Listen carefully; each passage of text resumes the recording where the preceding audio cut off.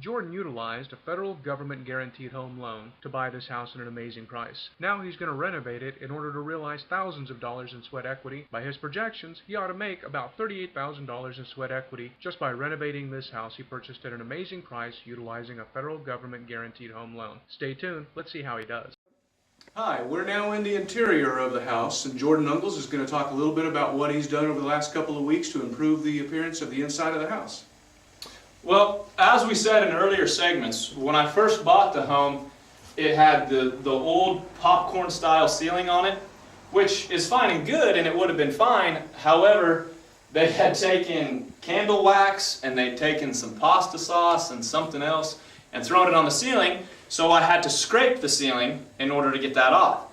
So I scraped the entire ceiling all the way throughout the house, and then we came back in and we actually did what they call a knockdown on the ceiling. So you spray the texture on, and then you take a really soft blade and you run it down it to knock it all down, so you still have that texture, but it's much cleaner, and I think it's much more sightly as well. It doesn't collect dust bunnies. Yeah, it doesn't collect dust bunnies in the corners, especially with the vaulted ceilings. You'll find almost always, if you have the popcorn ceiling, you have trouble in your corners.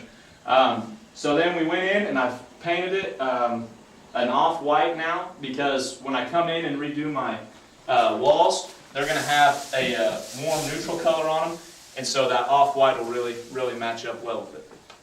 One of the neat things he's done, you might have noticed, is here he's taken this wall out, and if you take a look at previous editions of our show, you'll notice how just taking this out opens up this entire room.